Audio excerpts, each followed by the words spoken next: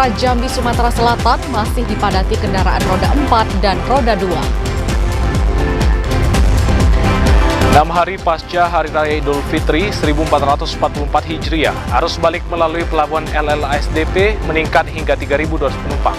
BMKG Jambi mendeteksi ada 214 titik panas terpantau di Provinsi Jambi.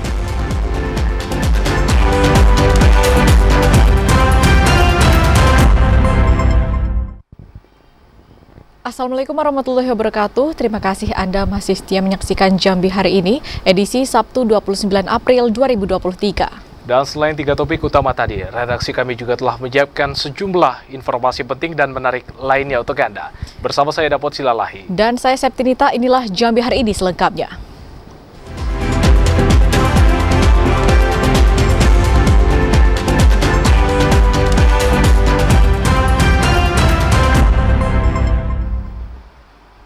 Mengawali informasi hari ini, saudara, di ruas jalan lintas timur Sumatera terpantau ramai dilalui kendaraan, namun arus balik lebaran masih aman dan lancar. Lonjakan arus balik lebaran Idul Fitri 1444 Hijriah masih terpantau pada Jumat kemarin. Ribuan kendaraan dari arah Jambi menuju Palembang, Sumatera Selatan dengan kecepatan rendah masih memadati arus balik lebaran di Jalan Nasional Lintas Timur Sumatera Jambi Palembang, Sumatera Selatan. Kendaraan yang melintas didominasi mobil pribadi. Selain kendaraan yang meninggalkan Jambi, kendaraan yang masuk dari arah Sumsel menuju Jambi juga terpantau padat. Dari catatan Polsek Mestong, setidaknya ada 2.000 lebih kendaraan pribadi yang melintas dan ada sekitar 28 unit kendaraan angkutan umum atau bus yang masuk ke Jambi. Kepadatan arus balik juga terpantau di Posyan Citra Raya City Mendalo, Kabupaten Muaro Jambi. Hitungan rata-rata dari petugas Posyan dalam satu hari mencapai 8.000 lebih kendaraan yang melintas. Baik kendaraan yang masuk maupun yang keluar, para petugas terus mengingatkan kepada para pengendara untuk dapat beristirahat di Posyan dan pos PAM yang ada, baik di ruas jalan lintas timur Sumatera Jambi Sumsel maupun Jambi Riau. Azam Afnan, TVRI Jambi melaporkan. Saudara, arus lalu lintas di sepanjang jalan lintas Sumatera Kabupaten Batanghari sudah kembali normal meski sempat terjadi kepadatan pada saat arus mudik lalu, namun hal itu tidak memicu kemacetan. Arus lalu lintas di ruas jalan lintas Sumatera Muaro Bulian Jambi saat ini sudah normal, meski masih terdapat beberapa kendaraan arus balik namun tidak terlalu padat. Kasat Lantas Polres Batanghari AKP Sudiharsono mengatakan, kepadatan kendaraan terjadi hanya pada saat mendekati Lebaran. Sementara itu pasca Lebaran, arus balik berjalan cukup normal. Tidak begitu tampak kenaikan volume kendaraan. Tapi pengendara yang saat ini masih melakukan aktivitas arus balik diharapkan dapat berhati-hati saat melintas di jalan lintas Muara Bulian Jambi, karena terdapat beberapa titik rawan kepadatan kendaraan seperti Muara Tembesi maupun Sungai Rengas. Pada hari ini, tepatnya di depan Posyan BBC, bahwa terpantau sudah melandai, jadi kondisi arus lalu lintas sudah seperti biasa. Untuk kendaraan yang melintas masih ada beberapa untuk arus balik. Kepada para pemudik pada arus balik ini, silakan tetap perhatikan keselamatan dalam berkendara. Sementara itu, petugas pemantauan pos pengamanan dan pos pelayanan arus mudik terus bersiaga hingga tanggal 1 Mei 2023. Mengingat arus balik lebaran masih akan terjadi hingga akhir pekan ini. Ade Juniawan, TVRI Jambi, melaporkan. Ya, saudara, satu pekan usai Lebaran Idul Fitri, arus balik kendaraan melewati jalur lintas Sumatera di Kabupaten Sarolangun terpantau melandai. Meski melandai, pengendara roda 4 diimbau untuk mengutamakan keselamatan saat berada di jalan raya. Puncak arus balik di jalur lintas Sumatera yang keluar dari wilayah Kabupaten Sarolangun menuju Pulau Jawa melalui jalur Kabupaten Buaratara, Sumatera Selatan. Tahun 2023 ini diprediksi tidak sama dengan beberapa tahun sebelumnya. Berdasarkan pantauan dan data dari Satlantas Polres Sarolangun yang berada di Pospam Kecamatan Singkut, mencatat kendaraan yang melintas hanya berkisar 1.800 unit kendaraan setiap hari. Kendaraan yang melintas ini tidak semuanya merupakan kendaraan arus balik lebaran. Hanya saja kendaraan yang keluar dari wilayah Kabupaten Sarolangun didominasi berplat nomor kendaraan Pulau Jawa. Kasat Lantas Polres Sarolangun AKP Marsani mengatakan, berdasarkan pantauan petugas di lapangan, kendaraan arus balik yang melintas belum terjadi peningkatan, bahkan cenderung melandai. Sedangkan kendaraan bus antar kabupaten antar provinsi Jambi belum terpantau mendominasi. Kendaraan yang arus balik tentunya ada laporan, ya, itu lebih kurang untuk hari kemarin itu kita catat melalui lintasan di pos Pam Singkut itu berjumlah untuk yang keluar dari Sarolangun menuju ke Pulau Jawa memang terpantau kita dalam keadaan landai. Hanya saja perlu dapat catatan malam tadi dan tiap hari kita catat untuk kendaraan yang keluar maupun masuk itu lebih kurang di angka 1.800 per hari. Kasat Lantas Polres Sarolangun mengimbau para pengendara arus balik dapat memanfaatkan pos pelayanan dan pos pengamanan serta sejumlah rest area yang disiapkan sebagai lokasi beristirahat. Edi Kusnadi, TVRI Jambi melaporkan. Sementara itu, saudara, arus balik di Jalan Lintas Sumatera di wilayah Kabupaten Tebo terpantau ramai dan juga lancar. Kendaraan yang melintas didominasi roda 4 luar Provinsi Jambi. Pantauan di lapangan pada Sabtu siang, arus balik di jalur lintas Sumatera di wilayah Kabupaten Tebo masih terpantau ramai dan lancar. Kendaraan yang melintas masih didominasi kendaraan pribadi roda 4 dengan nomor polisi luar Provinsi Jambi. Kepala Pos Keamanan Wilayah Kecamatan Tebo Ilir, Ibda Ade mengaku, untuk jalur lintas Sumatera, puncak arus balik akan terjadi pada besok pagi, Minggu 30 April 2023, dari arah Sumatera Barat menuju kota Jambi. Sementara itu untuk kendaraan yang melintas masih banyak bernomor polisi B dan BG. Guna mengantisipasi kemacetan pada puncak arus balik, petugas Pos Keamanan Lebaran Idul Fitri rutin melakukan patroli pada titik keramaian dan juga titik rawan kecelakaan. Plat mobil itu banyak didominasi oleh plat B dan BG. Untuk jumlah arus balik itu sudah mencapai sekitar 70% dari keadaan semula yang hari-hari biasanya gitu. Selama arus mudik dan arus balik di jalur lintas Sumatera, kejadian kecelakaan lalu lintas nihil. Begitu juga dengan kejadian kriminal di wilayah Tebo Ilir, aman dan terkendali. Intizam, TVRI Jambi melaporkan. Beralih ke sorotan lainnya, saudara, satu pekan pasca libur Lebaran Idul Fitri 1444 Hijriah, arus balik Lebaran di jalan lintas Sumatera di wilayah Kabupaten Waробungo ramai dan juga lancar. Satu pekan pasca libur Hari Raya Idul Fitri 1444 Hijriah tahun 2023, arus balik mudik di jalan lintas Sumatera di Kabupaten Bungo terpantau mulai ramai dan lancar. Baik menuju Jambi maupun ke arah Kabupaten Merangin, serta menuju ke Jakarta, aman dan lancar. Kepala Pos Pelayanan Simpang 4 Samsat Bungo, Ibda Amrirullah mengatakan, satu pekan pasca libur Lebaran tahun 2023, arus lalu lintas pemudik yang melewati jalan lintas Sumatera terpantau ramai dan juga lancar. Kendaraan yang melintasi masih didominasi kendaraan pribadi berplat B, D, F, dan BH. Sedangkan dari pantauan petugas di pos pelayanan dari malam dini hari tadi, sudah terlihat ramainya kendaraan yang melintas di Kabupaten Bungo. Diprediksi sore hari ini hingga hari Minggu esok akan terjadi kepadatan arus balik.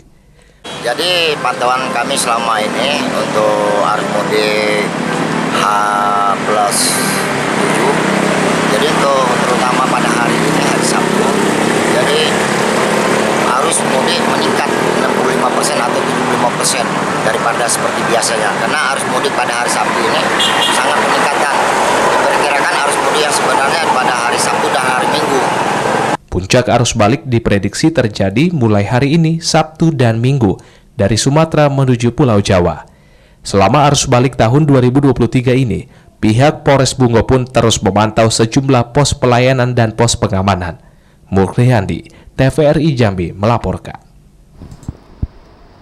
Arus balik di pintu masuk tapal batas Kabupaten Tanjung Jabung Timur dan Muaro Jambi terpantau ramai dan lancar. Namun para pengendara diimbau tetap selalu waspada di lintasan WKS.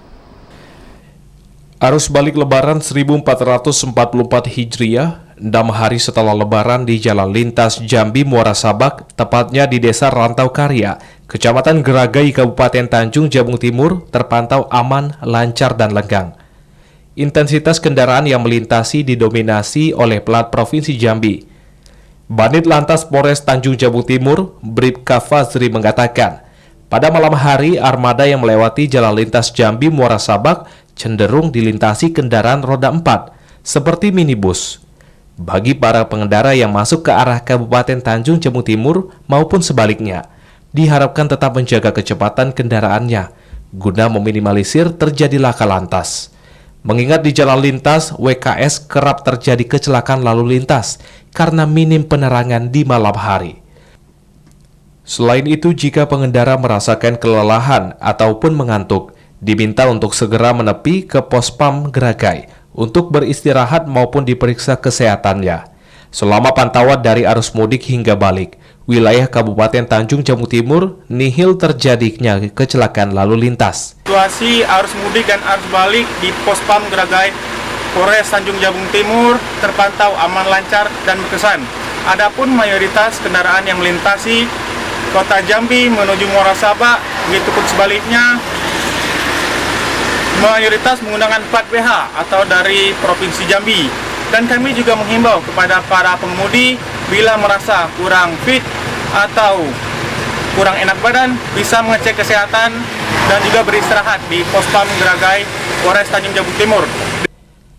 Berdasarkan catatan Satlantas Polres Tanjung Jabung Timur, kecelakaan lalu lintas selama ini lantaran banyak pengendara yang masuk ke kanal-kanal yang ada di sepanjang jalan WKS di tapal batas Kabupaten Tanjung Jabung Timur dengan Muaro Jambi.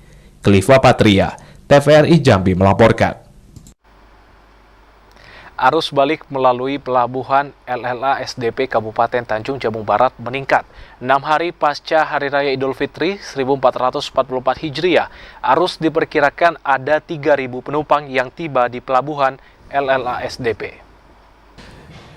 Kasubag UPTD Sungai Pelabuhan, Lasdap Kuala Tungkal, Zainal Abidin mengatakan, lonjakan penumpang arus balik di pelabuhan LLA SDP terjadi sejak 2 hari pasca Lebaran. Hingga hari ke-6, arus balik di pelabuhan LLA SDP mencapai 3.000 penumpang. Hari Sabtu 29 April 2023, arus balik melalui pelabuhan LLA SDP masih terjadi, namun tidak seramai hari sebelumnya. Karena puncak arus balik tengah terjadi sejak 5 hari setelah Lebaran.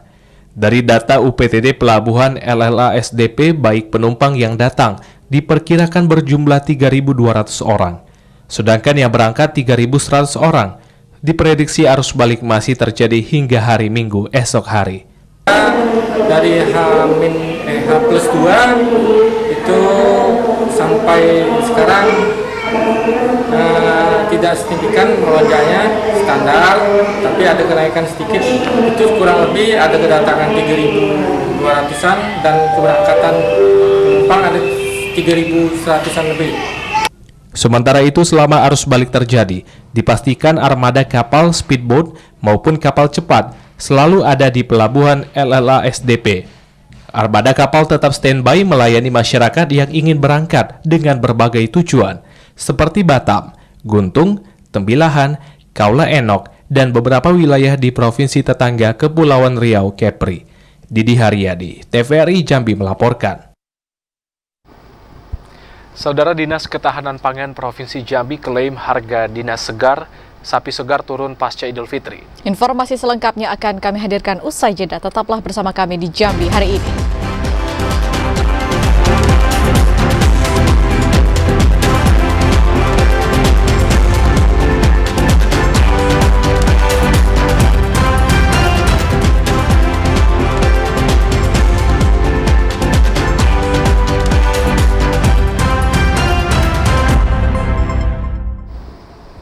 Terima kasih Anda masih bersama kami di Jambi hari ini. Saudara, Dinas Ketahanan Pangan Provinsi Jambi mengklaim harga daging sapi segar turun 1 minggu pasca Lebaran Idul Fitri 1444 Hijriah.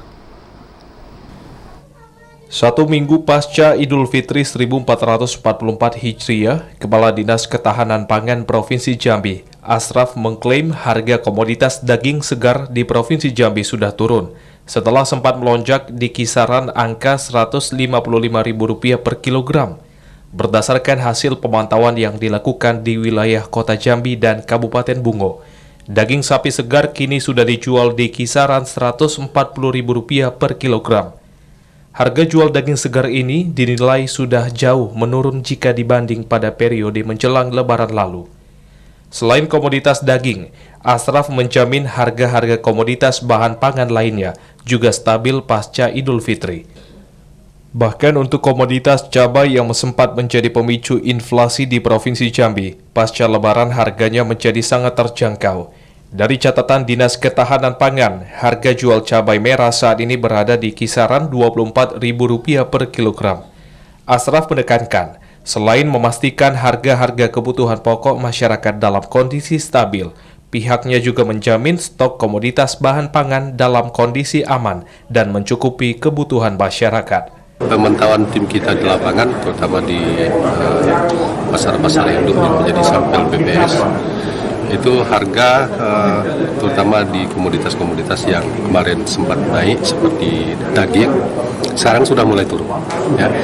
Kalau kemarin lebih dari ada yang 150, 155, sekarang sudah 140. Nah, kalau memang ada informasi dari daerah-daerah lain di kabupaten ataupun kota yang lain di Provinsi Jambi, ada kenaikan harga daging, maka ini nanti akan kita langsung survei.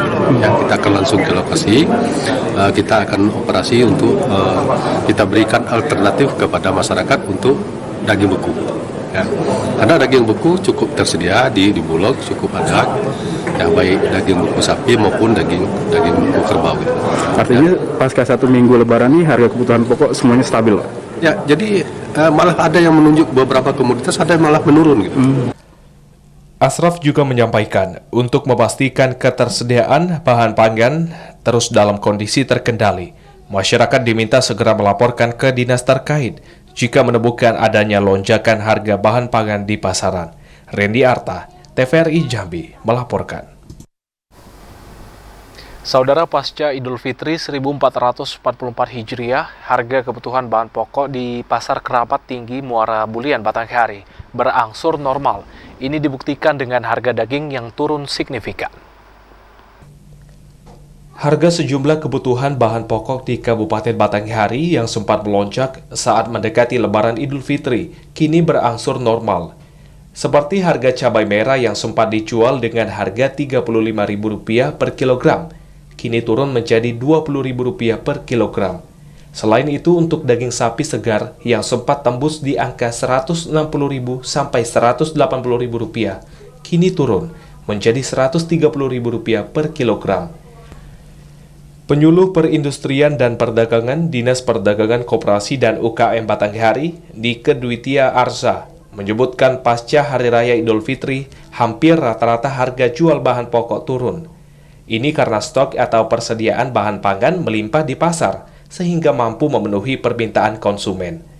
Meski harga sejumlah bahan pangan turun, tapi masih terdapat bahan pokok lainnya yang masih bertahan di harga tinggi.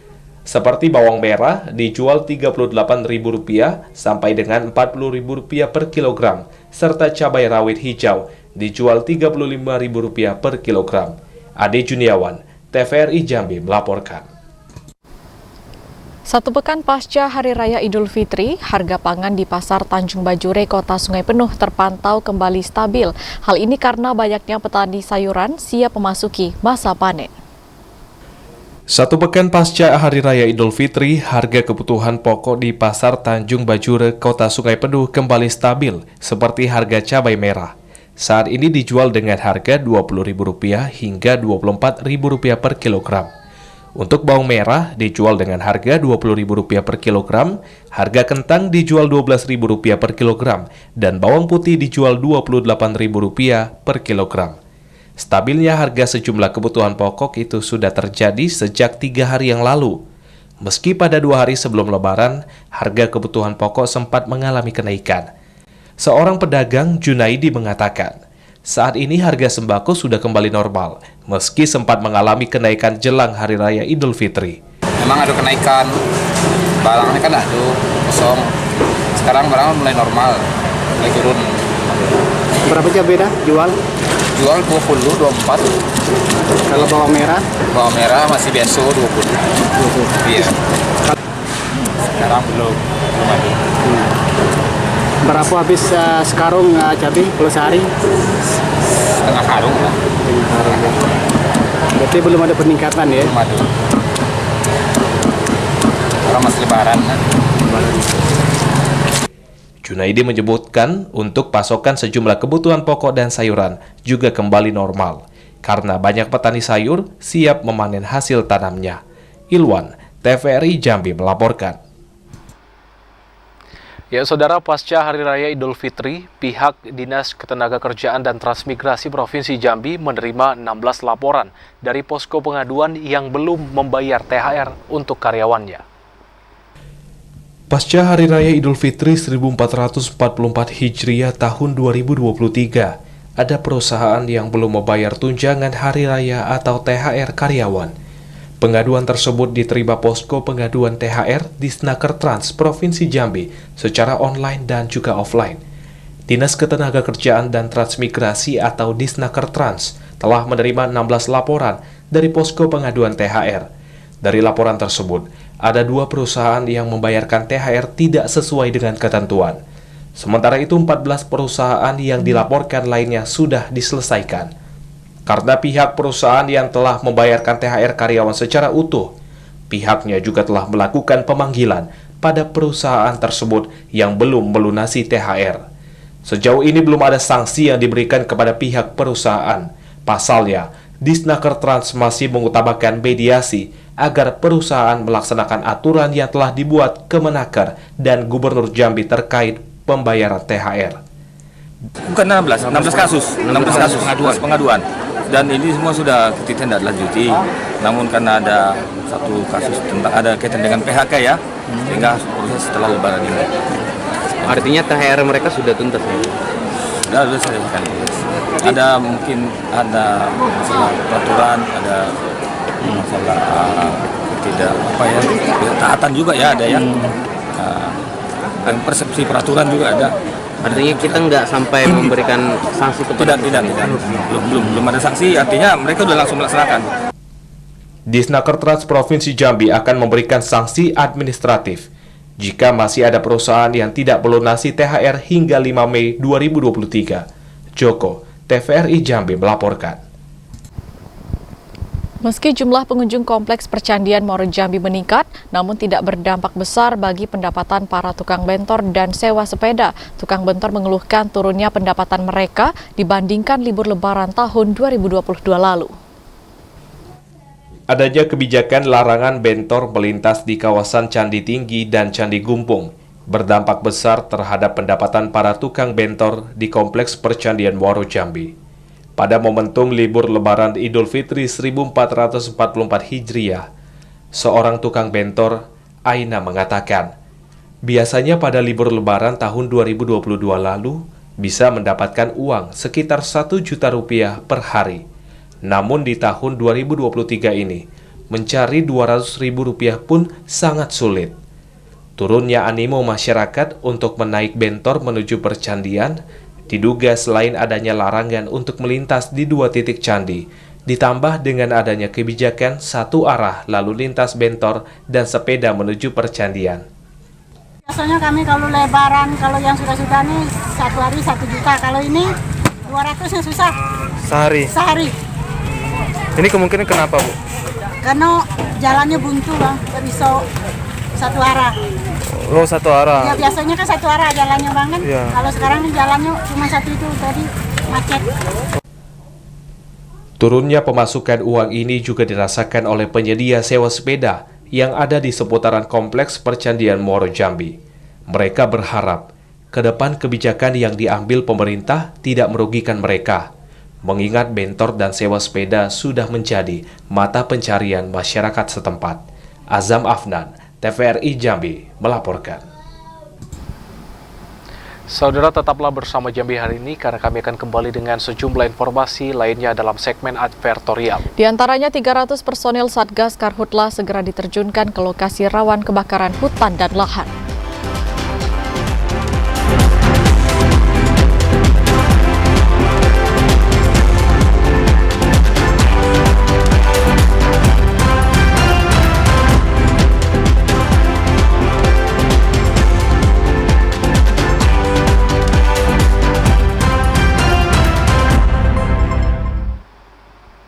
Terima kasih saudara, Anda kembali dalam segmen advertorial.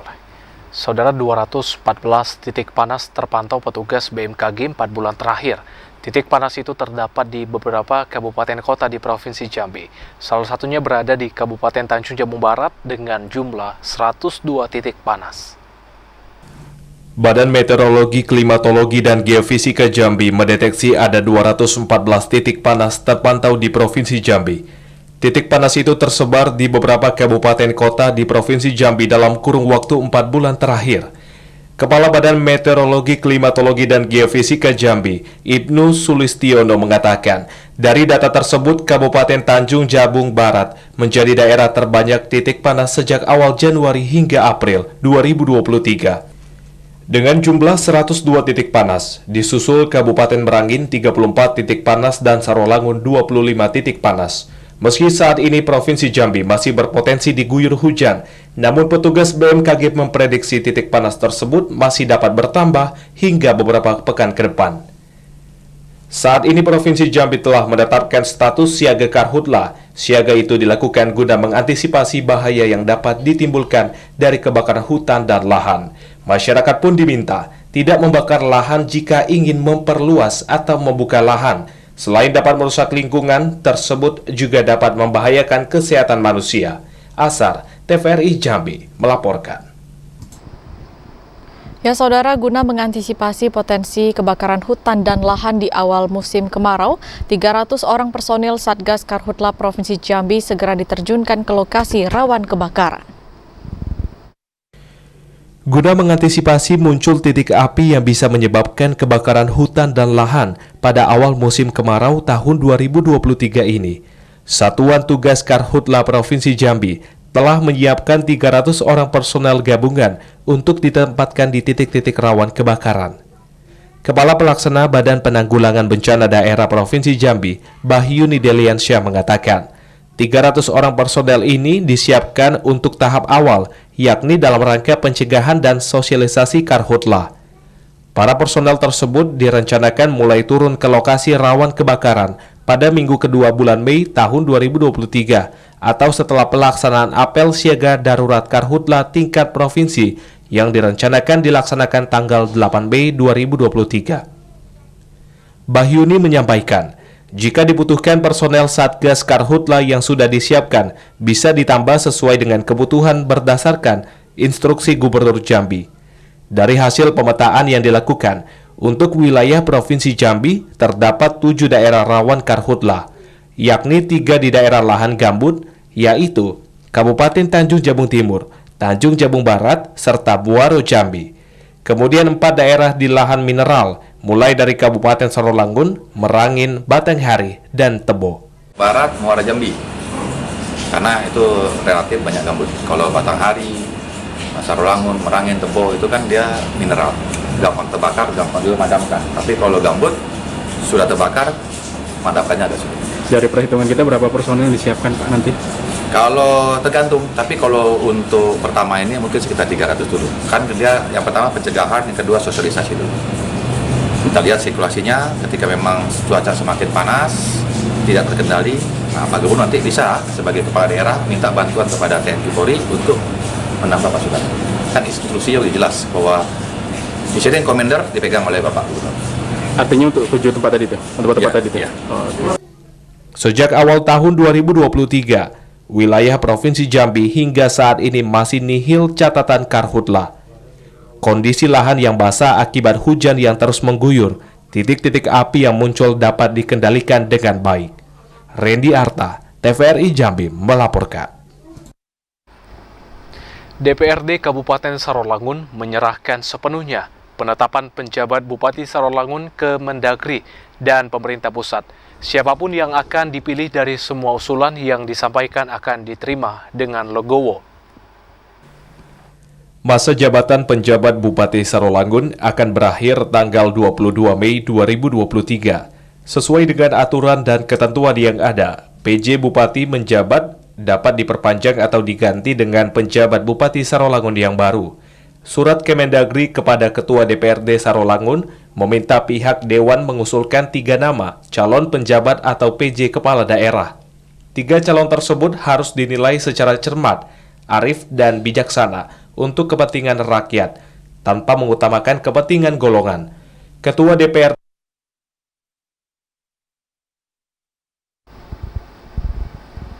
Saudara, pemerintah Provinsi Jambi usulkan 779 formasi P3K tahun 2023. Informasi selengkapnya usai jeda, tetaplah bersama kami.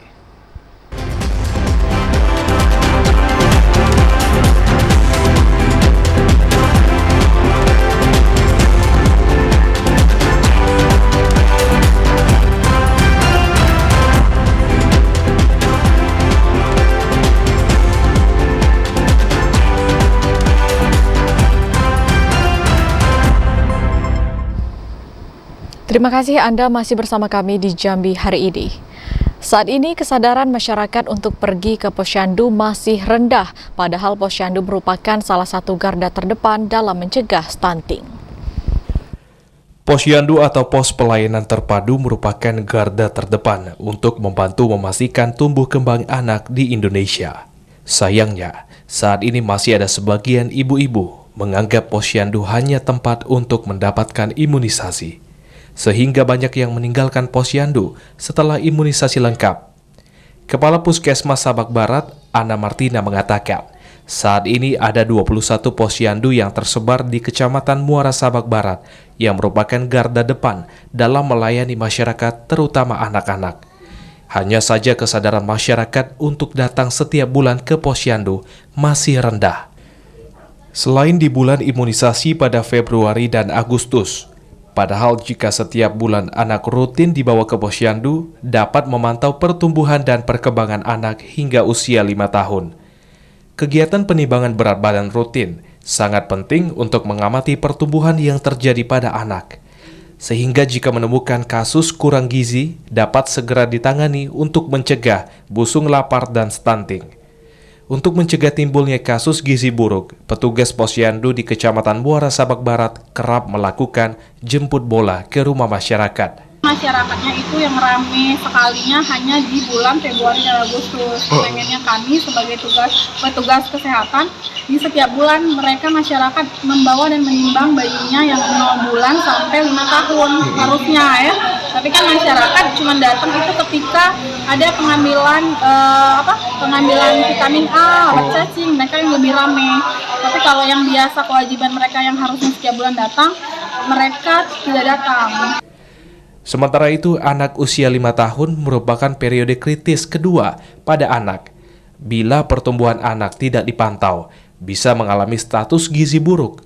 Dan untuk itu, diharapkan ibu-ibu yang memiliki anak balita sebaiknya tetap rutin membawa anaknya ke posyandu agar tumbuh kembang anak dapat terpantau. Kliva Patria, TVRI Jambi melaporkan. Saudara, pemerintah Provinsi Jambi kembali melakukan rekrutmen P3K tahun 2023 dan ada 779 formasi yang akan diusulkan ke pemerintah pusat. Pemerintah Provinsi Jambi kembali melakukan rekrutmen pegawai pemerintah dengan perjanjian kerja atau P3K tahun 2023. 779 formasi yang akan diusulkan ke pemerintah pusat. Dari formasi yang diusulkan tersebut, diprioritaskan pada tenaga guru sebanyak 70%. Pasalnya, Provinsi Jambi masih sangat kekurangan guru. Kemudian 25% untuk tenaga kesehatan dan 5% untuk tenaga teknis. Saat ini Pemprov Jambi masih melakukan memasukkan data dan jumlah formasi di sistem Menpan RB terkait usulan P3K. Selanjutnya akan ditandatangani Gubernur Jambi dan diserahkan ke kementerian. Rekrutmen P3K tersebut juga akan dilakukan secara bertahap. Pasalnya, Pemprov Jambi akan melihat kemampuan keuangan daerah dalam memberikan gaji kepada P3K. Hambali menyebutkan, usulan P3K tahun 2023 juga lebih banyak dari tahun lalu. Pasalnya pada tahun 2022, Pemprov Jambi hanya mengusulkan 150 formasi P3K. Joko, TVRI Jambi melaporkan. Seorang warga Pelayangan yang hilang di Sungai Batanghari di bawah Hotel Wiltop Kota Jambi berhasil ditemukan setelah petugas SAR melakukan pencarian selama 24 jam. Seorang pria Said Sandi, warga seberang Kota Jambi yang tenggelam di Sungai Batanghari Pasar Kota Jambi, berhasil ditemukan tim SAR gabungan Sabtu siang. Korban berhasil ditemukan setelah dilakukan pencarian selama 24 jam terakhir. Korban ini ditemukan kurang lebih 7 km dari titik awal dinyatakan tenggelam dengan kondisi tidak bernyawa. Kapten kapal KN SAR 414 Jambi, Mardan Yansah mengatakan, pada saat ditemukan korban dalam kondisi tidak bernyawa dan saat ini korban telah diserahkan ke pihak keluarga untuk dilakukan pemakaman lebih lanjut. Terbang dari titik awal. Untuk korban ditemukan dari LKP-nya jaraknya 7 km. Untuk proses evakuasi ada kendala sejauh ini, Pak? Kalau untuk proses evakuasi cuman kendalanya di arus saja. Korban diduga tenggelam karena apa sejauh ini dari hasil? Kalau untuk dari hasil apanya, korban diduga jatuh saat memancing. Sebelumnya, tepat di area objek wisata Gentala Arash, Kota Jambi, seorang warga seberang Kota Jambi tenggelam. Korban hilang saat mancing di perahu di area tersebut. Setelah dilakukan pencarian, korban akhirnya berhasil ditemukan tim SAR gabungan dengan kondisi sudah tidak bernyawa. Asar, TVRI Jambi melaporkan. Beralih ke sorotan lainnya, saudara, pasca banjir yang melanda dua desa di 2 kecamatan di Kabupaten Tebo, guru dibantu warga membersihkan sekolah dari sisa-sisa lumpur.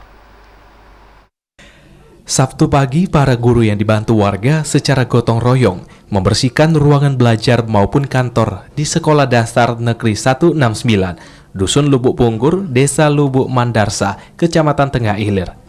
Sisa banjir yang terjadi pada 23 April 2023 kemarin, karena pekan depan aktivitas belajar mengajar kembali dimulai. Sementara itu, saat banjir kemarin, SD Negeri 169 terendam banjir, mengakibatkan beberapa fasilitas sekolah rusak. Selain itu, gotong royong membersihkan sekolah tidak hanya dilakukan di Dusun Lubuk Punggur, tapi juga di Sekolah Dasar Negeri 151 Dusun Sungai Landai. Hampir semua ruangan digenangi lumpur sisa banjir.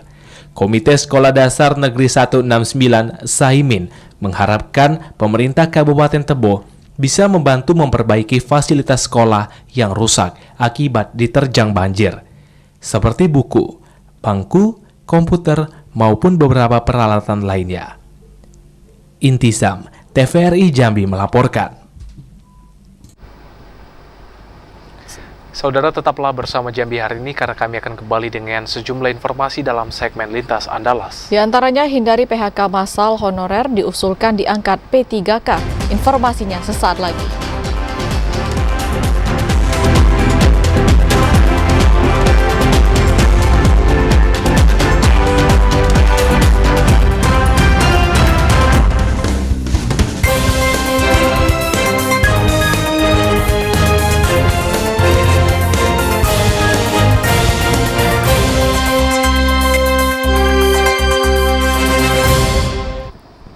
Terima kasih Anda masih bersama kami di Jambi hari ini dalam segmen Lintas Andalas. Informasi dari Provinsi Bengkulu, Saudara.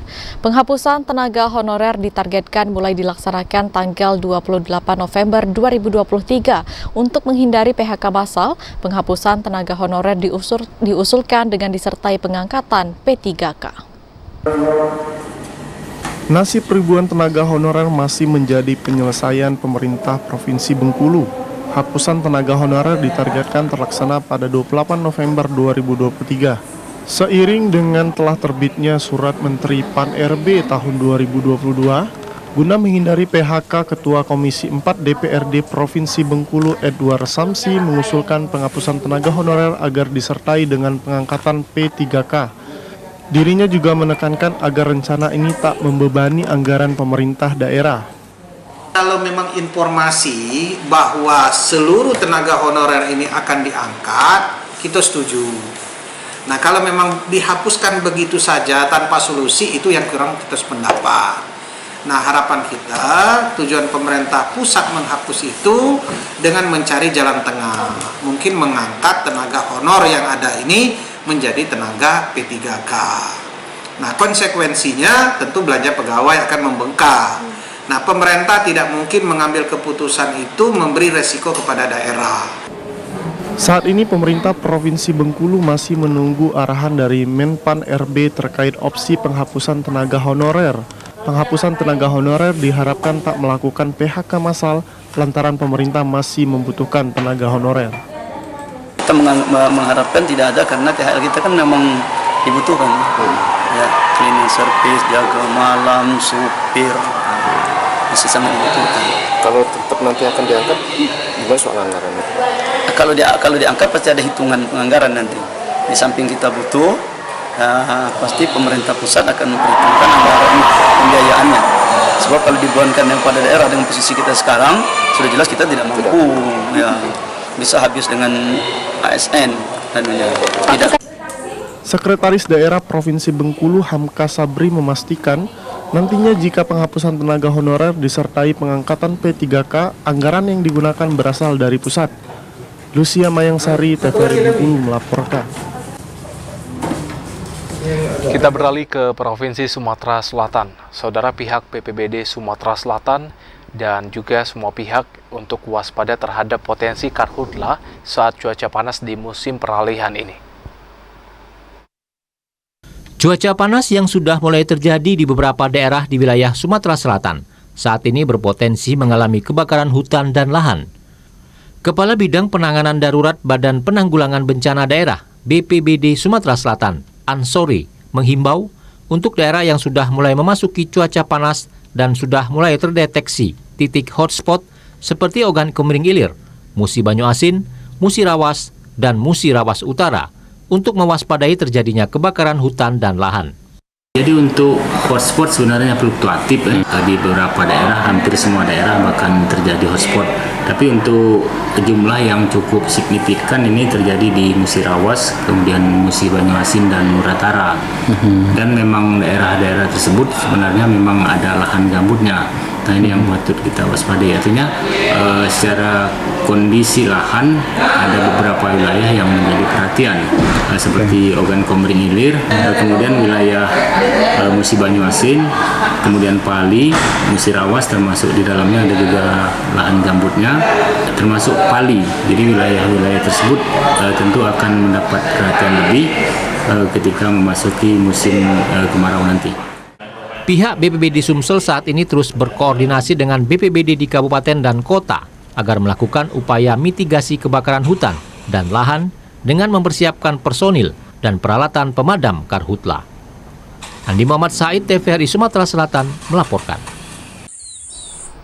Beralih ke Provinsi Bengkulu, Saudara, libur Lebaran telah berakhir. 2 hari terakhir, sejumlah pabrik sawit di Muko-Muko kembali beroperasi.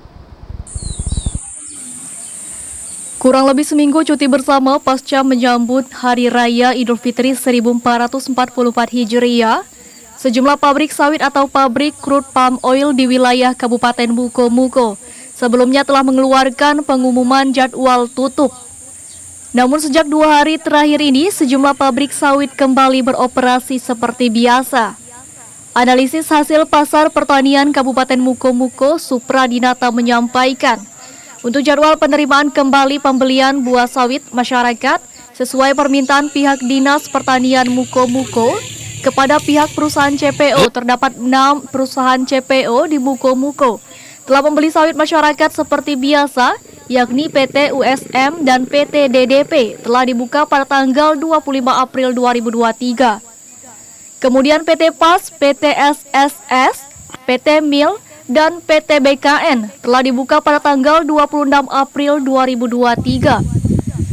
dilanjutkan oleh PT KSM dan PT GSS akan kembali dibuka pada 27 April 2023. Dan satu perusahaan lagi akan membeli buah sawit masyarakat pada bulan mendatang, yakni PT Sapta, dibuka pada tanggal 2 Mei 2023. Operasi yang berbeda-beda antara satu perusahaan dengan perusahaan lainnya.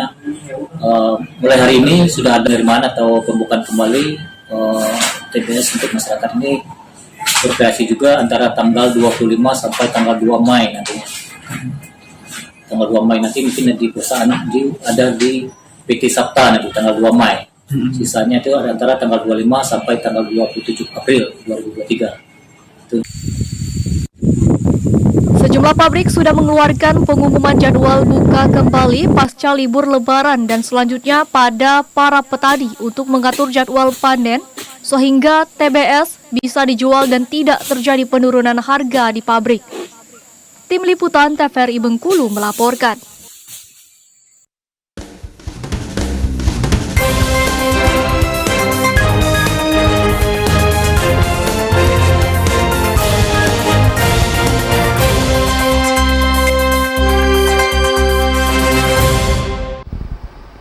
Dan saudara, informasi tadi sekaligus menutup perjumpaan kita di Jambi hari ini. Terima kasih atas perhatian dan kebersamaan Anda. Saya Septinita. Dan saya Dapur Silalahi beserta seluruh kerabat kerja yang bertugas pamit undur diri. Wassalamualaikum warahmatullahi wabarakatuh dan sampai jumpa.